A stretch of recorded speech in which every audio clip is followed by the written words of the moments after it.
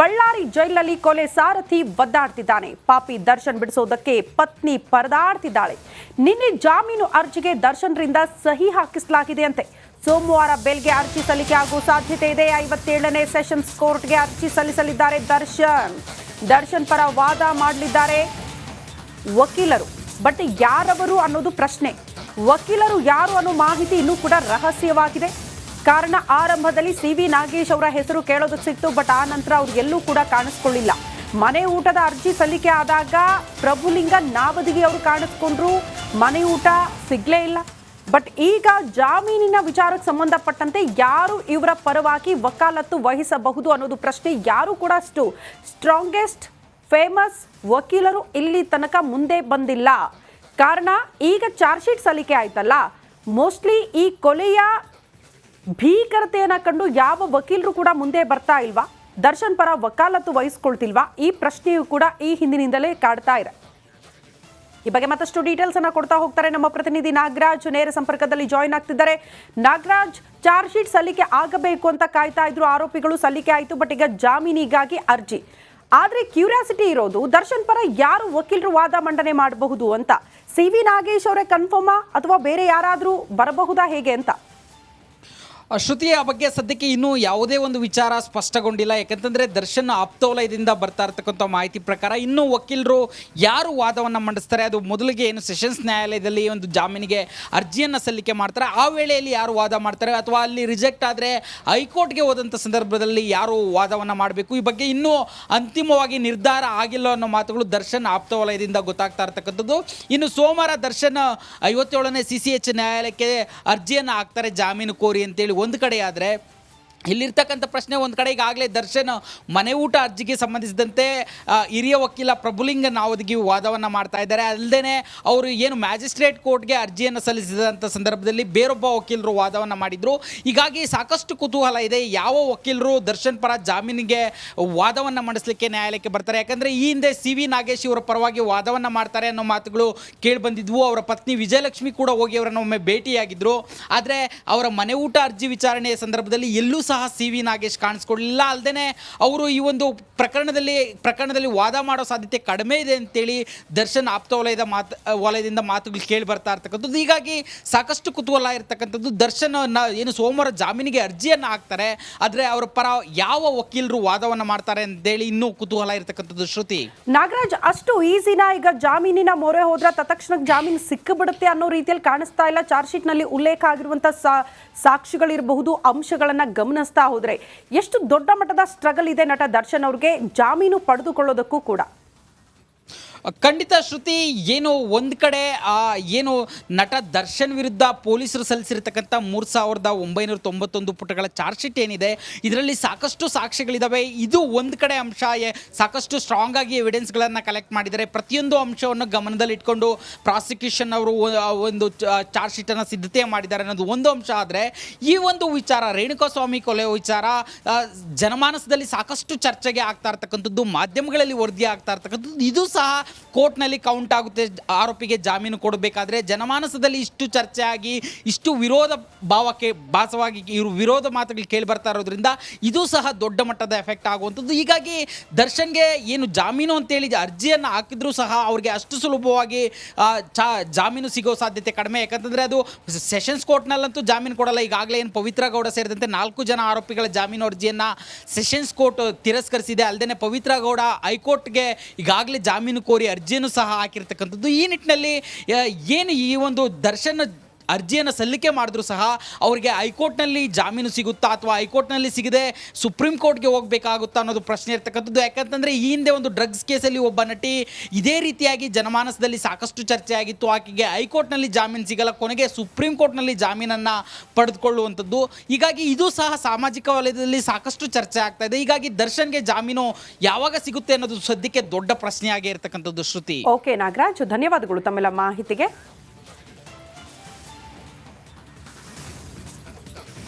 ನಮ್ಮ ಗುರು ನಮ್ಮ ಬಾಸ್ ಅಂತ ಹಿಂದೆಂದೇ ಓಡಾಡಿಕೊಂಡು ಕೊಲೆ ಕೇಸಲ್ಲಿ ಲಾಕ್ ಆಗಿರೋ ಫ್ಯಾನ್ಸ್ ಈಗ ಜೈಲಿಂದ ಹೊರ ಬರೋದಕ್ಕೆ ಒದ್ದಾಡ್ತಿದ್ದಾರಂತೆ. ಜಾಮೀನು ಅರ್ಜಿಗೂ ಅಪ್ಲೈ ಮಾಡಲಾಗದ ಸ್ಥಿತಿಯಲ್ಲಿದ್ದಾರೆ. ಆ ಕುರಿತ ಒಂದು ರಿಪೋರ್ಟ್ ಇಲ್ಲಿದೆ ನೋಡಿ. ಬಾಸ್ ಬಾಸ್ ಹಿಂದೆ ಹೋದವರಿಗೆ ತಪ್ಪದ ವನವಾಸ. ಜೈಲಿನಿಂದ ಹೊರಬರಲಾಗದೆ ನಿತ್ಯ ಪರದಾಟ. ನಮ್ಮ ಬಾಸ್ ವಿಷಯಕ್ಕೆ ಬಂದ್ರೆ ಸುಮ್ನಿರಲ್ಲ. ನಮ್ ಬಾಸೇ ನಮ್ಗೆ ದೇವ್ರು, ನಮ್ಮ ಬಾಸ್ ಡಿ ಬಾಸ್ ಅಂತ ಚೀರಾಡ್ತಿದ್ದವರು ಈಗ ಕೊಲೆ ಕೇಸಲ್ಲಿ ಲಾಕ್ ಆಗಿದ್ದಾರೆ. ಚಾರ್ಜ್ ಶೀಟ್ ಸಲ್ಲಿಕೆಯಾದ್ಮೇಲೆ ಒಬ್ಬೊಬ್ಬರೇ ಜಾಮೀನಿಗೆ ಅರ್ಜಿ ಹಾಕ್ತಿದ್ದಾರೆ. ಆದ್ರೆ ಮಂಡ್ಯದ ನಂದೀಶ್ ಮಾತ್ರ ಹೇಳಲಾಗದ ಸ್ಥಿತಿಗೆ ಸಿಲುಕಿ ಒದ್ದಾಡ್ತಿದ್ದಾನೆ. ದರ್ಶನ್ಗೆ ಸಹಾಯ ಮಾಡಲು ಹೋಗಿ ಕೊಲೆ ಕೇಸಲ್ಲಿ ತಗಲಾಕೊಂಡು ಜೈಲಲ್ಲಿ ನರಕ ಯಾತನೆ ಅನುಭವಿಸುತ್ತಿದ್ದಾನೆ. ಅಷ್ಟೇ ಅಲ್ಲ, ಅತ್ತ ಜಾಮೀನು ಅರ್ಜಿಗೆ ಡಿ ಗ್ಯಾಂಗ್ ಸಿದ್ಧತೆ ನಡೆಸುತ್ತಿದ್ರೆ ಇತ್ತ ವಕೀಲರನ್ನ ನೇಮಿಸಲಾಗದೆ ನಂದೀಶ್ ಫ್ಯಾಮಿಲಿ ಪರದಾಡುತ್ತಿದೆ. ಈ ನಡುವೆ ಎಫ್ಐ ನಂದೀಶ್ ಕುಟುಂಬಕ್ಕೆ ದರ್ಶನ್ ಪತ್ನಿ ಅಭಯ ನೀಡಿದ್ದಾರೆ. ವಕೀಲರನ್ನ ನೇಮಿಸಿ ಜಾಮೀನು ಕೊಡಿಸೋದಾಗಿ ವಿಜಯಲಕ್ಷ್ಮಿ ಭರವಸೆ ನೀಡಿದ್ದಾರಂತೆ.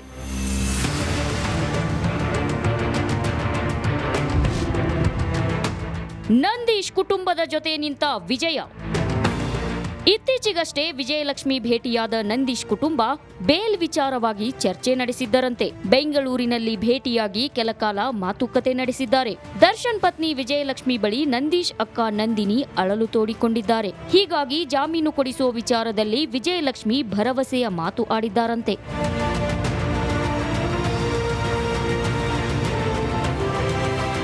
ಪ್ರಕರಣದ ವಿಚಾರವಾಗಿ ಮಾಧ್ಯಮಗಳ ಮುಂದೆ ಬರದಂತೆ ವಿಜಯಲಕ್ಷ್ಮಿ ಸಲಹೆ ನೀಡಿದ್ದಾರೆ. ಇನ್ನು ವಿಜಯಲಕ್ಷ್ಮಿ ಭರವಸೆ ಬೆನ್ನಲ್ಲೇ ನಂದೀಶ್ ಕುಟುಂಬವನ್ನ ದರ್ಶನ್ ಆಪ್ತರು ಸಂಪರ್ಕಿಸಿದ್ದಾರಂತೆ. ಆಪ್ತರ ಬಳಿಯೂ ನಂದೀಶ್ ಬಿಡುಗಡೆ ಮಾಡಿಸುವಂತೆ ಕುಟುಂಬಸ್ಥರು ಮನವಿ ಮಾಡಿದ್ದು, ನಮಗೆ ಯಾವುದೇ ಹಣ ಸಹಾಯ ಬೇಡ, ನಂದೀಶ್ ಬಿಡುಗಡೆ ಆದ್ರೆ ಸಾಕು ಅಂತ ಕಣ್ಣೀರಿಟ್ಟಿದ್ದಾರೆ. ಕಾನೂನಾತ್ಮಕ ಪ್ರಕ್ರಿಯೆಯಲ್ಲಿ ನಿಮ್ಮ ಜೊತೆಗಿರ್ತೀವಿ ಅಂತ ದರ್ಶನ್ ಆಪ್ತರು ಕೂಡ ಭರವಸೆ ನೀಡಿದ್ದಾರೆ ಎನ್ನಲಾಗಿದೆ. Bureau report, republic Kannada.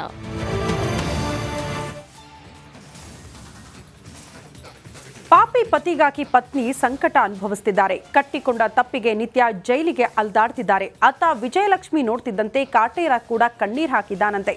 ಈ ಕುರಿತ ಒಂದು ರಿಪೋರ್ಟ್ ಎಲ್ಲಿದೆ ನೋಡಿ.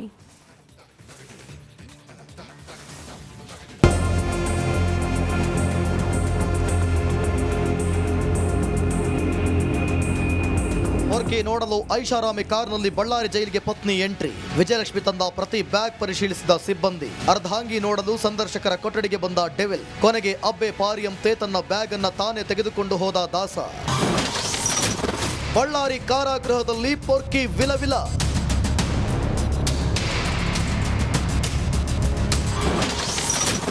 ವಿಜಯಲಕ್ಷ್ಮಿ ಮುಖ ನೋಡ್ತಿದ್ದಂತೆ ಭಾವುಕ.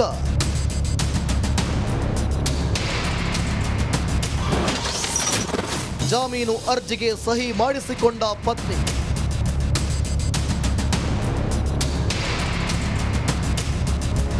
ಚಂದನವನದಲ್ಲಿ ರಾಜನಂತೆ ಮೆರೆಯುತ್ತಿದ್ದ ದಾಸ ಅಬ್ಬೆಪಾರಿಯಾಗಿದ್ದಾನೆ. ಪರಪ್ಪನ ಅಗ್ರಹಾರ ಜೈಲಿನಲ್ಲಿ ರೌಡಿ ಶೀಟರ್ಗಳಿಂದ ರಾಜಾತಿಥ್ಯ ಅನುಭವಿಸಿ ಬಳ್ಳಾರಿ ಜೈಲಿಗೆ ಶಿಫ್ಟ್ ಆಗಿ ವಿಲವಿಲ ಅಂತಿದ್ದಾನೆ.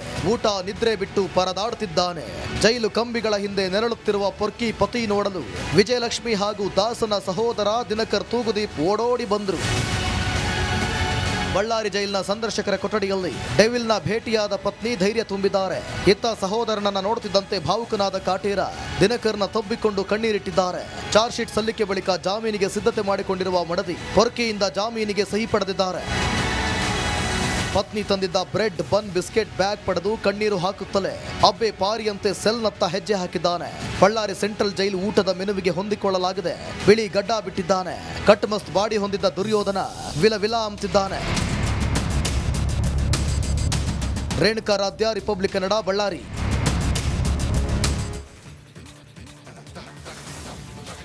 ರೇಣುಕಾ ಸ್ವಾಮಿಗೆ ನರಕ ದರ್ಶನ ತೋರಿಸಿದ ಫೋಟೋಗಳು ಹಲ್ಚಲ್ ಎಬ್ಬಿಸಿದೆ. ಈ ಕೊಲೆ ಕೇಸನ್ನ ಬುಡಮೇಲು ಮಾಡೋದಕ್ಕೆ ಡೆವಿಲ್ ಗ್ಯಾಂಗ್ ಮೆಗಾ ಪ್ಲಾನ್ ಮಾಡಿತ್ತು ಎನ್ನಲಾಗ್ತಾ ಇದೆ. ತನ್ನ ಪ್ರೇಯಸಿ ಕಾಪಾಡೋದಕ್ಕೆ ಪೊರ್ಕಿ ಮಾಸ್ಟರ್ ಪ್ಲಾನ್ ಮಾಡ್ಕೊಂಡಿದ್ದಂತೆ. ಅದೇನು ಆ ಕುರಿತ ಸ್ಟೋರಿ ಇಲ್ಲಿದೆ ನೋಡಿ.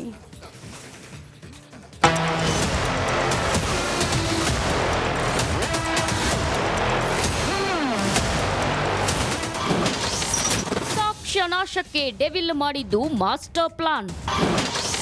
ಕೇಸ್ ಮುಚ್ಚಿ ಹಾಕಲು ಲಕ್ಷ ಲಕ್ಷ ಖರ್ಚಿಗೆ ತಂತ್ರ. ಕೊಲೆಯಾದ ರಾತ್ರಿಯೇ ಹಣ ಸೆಟ್ಲ್ ಮಾಡಿದ್ದ ಪೊರ್ಕಿ. ಭೂಲೋಕದಲ್ಲಿ ಕ್ಷಣಗಳಲ್ಲೇ ರೇಣುಕಾ ಸ್ವಾಮಿಗೆ ನರಕ ದರ್ಶನ ಮಾಡಿದ್ದ ಡೆವಿಲ್ ಗ್ಯಾಂಗ್ ಛಿದ್ರ ಆಗಿದೆ. ರಾಜ್ಯದ ವಿವಿಧ ಜೈಲ್ಗಳಲ್ಲಿ ರೌಡಿ ಗ್ಯಾಂಗ್ ಮುದ್ದೆ ಮುರಿತಿದೆ. ರೇಣುಕಾ ಸ್ವಾಮಿಯನ್ನ ಅಮಾನುಷವಾಗಿ ಕೊಂದ ಫೋಟೋಗಳು ಹಲ್ಚಲ್ ಎಬ್ಬಿಸುತ್ತಿರೋ ಮಧ್ಯೆಯೇ ಕೊಲೆ ಕೇಸ್ ಮುಚ್ಚಿ ಹಾಕಲು ಪೊರ್ಕಿ ಮಾಸ್ಟರ್ ಪ್ಲಾನ್ ಮಾಡಿದ್ದ ಅನ್ನೋದು ಬೆಳಕಿಗೆ ಬಂದಿದೆ.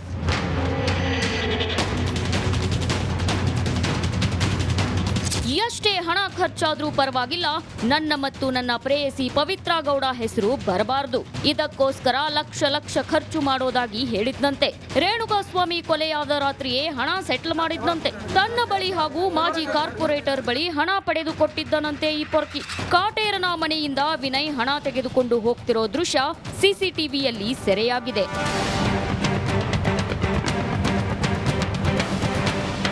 ಹಾಗಾದ್ರೆ ಒಟ್ಟು 30 ಸ್ಯಾಂಪಲ್ಸ್ಗಳಿಗೆ ಸಂಬಂಧಿಸಿದ ಆಡಿಯೋ ವಿಡಿಯೋ ವರದಿಯಲ್ಲಿ ಏನಿದೆ ಅನ್ನೋದನ್ನ ನೋಡೋದಾದ್ರೆ ಆಡಿಯೋ ವಿಡಿಯೋದಲ್ಲಿ ರೇಣುಕಾ ಸ್ವಾಮಿ ಕೊಲೆ ಸಾಕ್ಷ್ಯಗಳು ರಿವೀಲ್ ಆಗಿವೆ. ಟ್ರೆಂಡ್ಸ್ ಶೋರೂಮ್ನಲ್ಲಿ ಆರೋಪಿಗಳು ಬಟ್ಟೆ ಖರೀದಿಸಿದ ಸಿಸಿಟಿವಿ ದೃಶ್ಯಾವಳಿಗಳ ಸಾಕ್ಷ್ಯಗಳು ಲಭಿಸಿವೆ. ಶವ ಬಿಸಾಡಿದ ಸ್ಥಳದಲ್ಲಿನ ಸಿಸಿಟಿವಿ ದೃಶ್ಯಾವಳಿಗಳು ಸಿಕ್ಕಿವೆ. ತುಮಕೂರಿನ ದುರ್ಗಾ ಬಾರ್ನಲ್ಲಿ ಎಣ್ಣೆ ಖರೀದಿಸಿರುವ ದೃಶ್ಯ, ಚಿತ್ರದುರ್ಗ ಟು ಬೆಂಗಳೂರು ಟೋಲ್ಗಳ ಸಿಸಿಟಿವಿ ಫುಟೇಜ್ ಲಭಿಸಿವೆ. ಚಿತ್ರದುರ್ಗದ ಬಾಲಾಜಿ ಬಾರ್ ಸಿಸಿಟಿವಿ ದೃಶ್ಯಾವಳಿಗಳು, ಮೈಸೂರಿನ ರ್ಯಾಡಿಸನ್ ಬ್ಲೂ ಹೋಟೆಲ್ನ ಸಿಸಿಟಿವಿ ದೃಶ್ಯಗಳು ತನಿಖಾಧಿಕಾರಿಗಳಿಗೆ ಲಭಿಸಿವೆ. ಆರೋಪಿಗಳು ಶರಣಾಗತಿಗೆ ಬಂದ ವೇಳೆ CCTV footage, Stoney Brook restaurant and Pattanagere ಶೆಡ್ನ ಸಿಸಿಟಿವಿ, ಆರೋಪಿಗಳ ವಾಹನಗಳು ಓಡಾಟದ ಸಿಸಿಟಿವಿ ದೃಶ್ಯಗಳು ಸಿಕ್ಕಿವೆ. ಮಾರಮ್ಮ ಟೆಂಪಲ್ ಸಮೀಪದ ಸಿಸಿಟಿವಿ ವಿಡಿಯೋ, ಪವಿತ್ರ ಗೌಡ ಮನೆಯ ಸಿಸಿಟಿವಿ ಫುಟೇಜ್ ಕೂಡ ಲಭಿಸಿವೆ. ಬಾಡಿ ಬಿಸಾಡಲು ಹೋದ ವೇಳೆ ಸೆರೆ ಸಿಕ್ಕ ಸಿಸಿಟಿವಿ ದೃಶ್ಯ, ಪ್ರೆಸ್ಟೀಜ್ ಅಪಾರ್ಟ್ಮೆಂಟ್ ಸಿಸಿಟಿವಿ ದೃಶ್ಯಾವಳಿಗಳು ತನಿಖಾಧಿಕಾರಿಗಳಿಗೆ ಸಿಕ್ಕಿವೆ. ಡೆವಿಲ್ ಗ್ಯಾಂಗ್ನಿಂದ ಹತ್ಯೆಯಾದ ರೇಣುಕಾ ಸ್ವಾಮಿ ಫೋಟೋ ಇರುವ ಪೆನ್ ಡ್ರೈವ್ ಕೂಡ ಲಭ್ಯವಾಗಿದೆ. A1 ಪವಿತ್ರ ಗೌಡ, ದಾಸನಿಗೆ ಸಂಬಂಧಿಸಿದ ಫೋಟೋ, ಇತರೆ 15 ಜನ ಆರೋಪಿಗಳಿಗೆ ಸಂಬಂಧಿಸಿದ ಫೋಟೋಗಳು, ಸಾಕ್ಷಿದಾರರ ಫೋಟೋಗಳು ರಿಟ್ರೀವ್ನಲ್ಲಿ ಪತ್ತೆಯಾಗಿವೆ. ಪೊರ್ಕಿ ಮನೆಯ DVRನಲ್ಲೂ ಕೆಲವು ಮಹತ್ವದ ಸಾಕ್ಷ್ಯಗಳು ರಿಟ್ರೀವ್ ಆಗಿವೆ.